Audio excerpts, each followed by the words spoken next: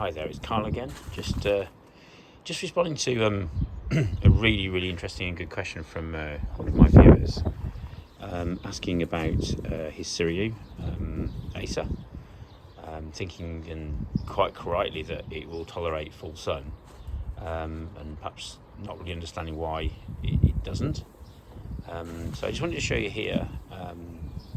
This is my Syriu, and as you can see,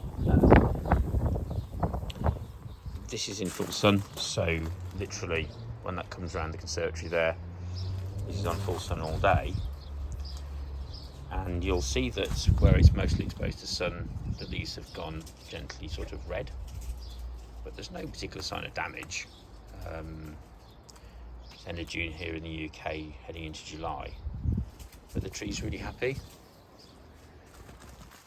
You see lower down that it's a deeper green in here, which is understandable because it's been sheltered somewhat from the upper branches. So the question this person asked was, he's had a Syriu sort of given to him from a friend. He sort of dug it up and put it into a large pot, which is fine. It's not doing so well in full sun. So the first thing I'd say is that this tree here, it's so difficult to see now actually because it's grown, but it's grafted. You can probably just about see there's a different style of bark here. So that's kind of the original rootstock tree. There's a graft point sort of there, which is almost merged away now, and that's the actual Syriu cultivar. So a bit of an assumption, but I think if you have a plant given to you by a friend, that's probably a seedling. So genetically that won't be identical to this one, so this one should be identical to every Syriu that's in existence really, because they're all grafted. There's no reason that seedling won't do very well in itself, but it just may not have a brilliant root system that will cope with the uptake of water like one that's grafted will. So kind of mentioned this before, but it's worth mentioning again.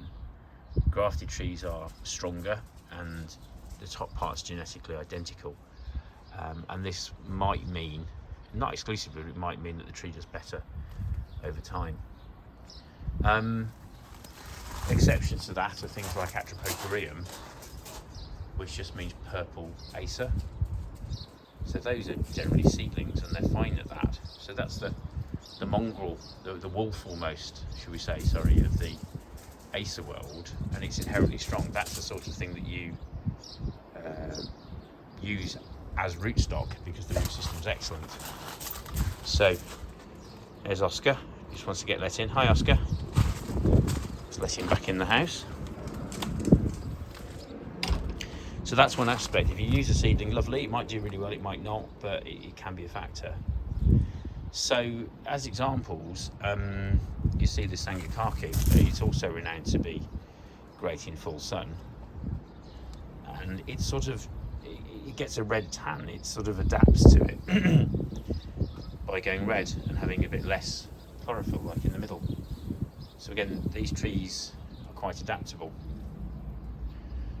So what's going on then, if that's fine in full sun? It's actually got a windy day today, so it's probably not the best example, but I'll show you a tree down here, which is Acer, which is also renowned for being brilliant in full sun. I noticed this the other day. It's starting to get a little bit crispy on the ends there, at the extremities, whereas actually on the top the leaves are in better condition. So it is my sort of firm belief that this is wind. It's drying out through the wind. It's not sun at all. So imagine this branch here moves. If I move my hand just slightly at the top, this is moving a huge distance. So I think when I replied to the rather excellent question, I did mention that it's wind damage, it's warm breezes that really cause problems with Acers. So, you know, it's all right, but I should probably think about moving that one to a rather more shady position. I mean, bear in mind this tree does really well in full sun, and in the afternoon, because it's against this fence, it will be in shade. So it gets much more shade than the Siriu does over there. So the resultant, I think that is really the case, that it's wind damage. If you look, I mentioned before, I think on a video, that's the side of my house. The wind sort of catches along there because my house stands in front of the other one, and then blows down the fence, so it gets quite gusty down here. So almost certainly that is the issue. I did just actually show a video of, I went onto YouTube and I've just literally searched for Acers that don't mind high winds, and the elephant in the room really is what you get back is videos, is sort of videos on why is my Acer dying, what have I done wrong. There's if you, unlike Acers where you're asked the question, which one's like full sun, it's just a sad tale of woe really. So again, wind damage is absolutely key. I think the thing to note as well, I've got some burn on the top of the Jordan, so I have moved it. Now to be fair, that is, the sun got too high. I was being a bit too optimistic, and that is sun scorch damage. So I just wanted to clarify that you can see quite clearly that the damage is not all over the tree. It's certain parts of it which have got sort of rather bleached. It's rather pretty actually, but it's gone too far, and that's where there is more sun exposure, that is damaged. Whereas over here, where there's less sun exposure but kind of the same amount of breeze, then the damage is fine. Further down, fine again. So I'd say very clearly, if you've got one section or the top of your plants is somewhat damaged, that's the sun. If it's sort of evenly spread on the tips, it's more likely to be the wind, I suppose. And if it's everywhere, perversely, it could be overwatering. It could be that if you really drown the plant in a pot with no drainage, too much water can actually cause uniform damage throughout the tree. But so I think this is a really good example, if I say so myself. Sun damage, not wind damage, because it's not all the tips. So these fellas under here, because they're really sheltered from the sun and the wind, doing fine. Whereas this one here, the Katsura, that's wind damage. It's everywhere there's a bit of exposed tip. That's where the damage is, or evenly all over the tree. So I would say pretty clearly that's the action of the wind. As I've said on a previous video, this is almost like a little bit of a sacrifice to provide lots of lovely shelter for all these fellas. I suppose ought to build some sort of wind screening up here, or have some taller conifers or something. That would be really helpful. But that's kind of how it works. So location of the plant is really critical. So when they say full sun, yes, full sun, but keep that wind to a minimum. Over here we've got an Atropopereum, again, gets as much sun as the ones at the top, but is suffering a little bit. It'll be fine. It's a really strong cultivar actually, because again it's almost like rootstock. It's the wolf of maypools. But that's just another example, I suppose. It is true actually, and I'll try and do a video eventually, that some things don't seem to mind so much wind. These get lots of shelter and blown around quite a bit, especially this fella. But that's Acer red wine, doesn't seem to mind it too much, to be honest with you.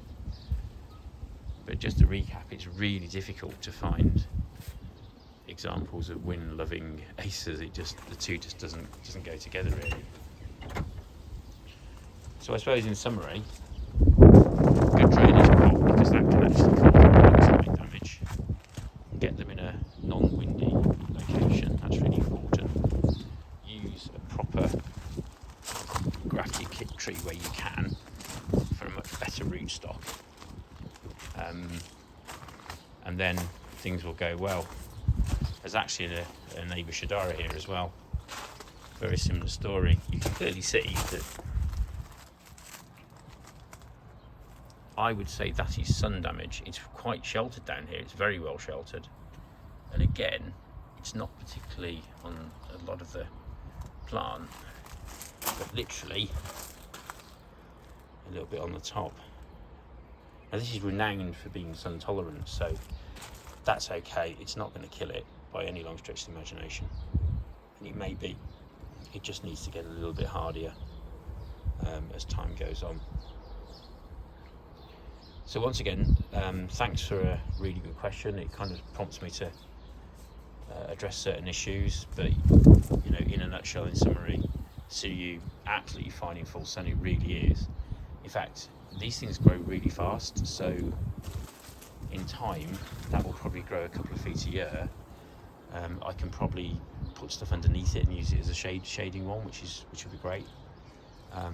But just protect from the winds, make sure it's well watered, and as long as there's drainage at the bottom of the plant, just water to your heart's content really. It'll drain off if there's excess, so that's absolutely fine. Oh, that's Hunter. He wants to get back in again.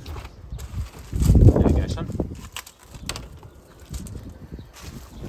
But I suppose as ever the golden rule is, what the poster did do, which is amazing, is put it into a nice big pot and then move it.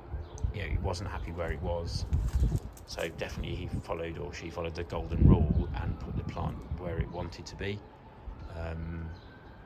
Much happier kind of doing that really, but with a little bit of thought and TLC, that's fine.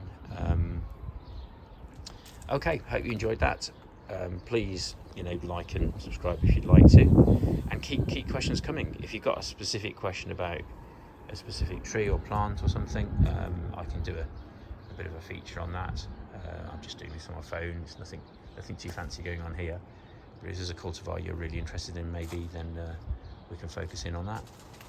And take care. Cheers.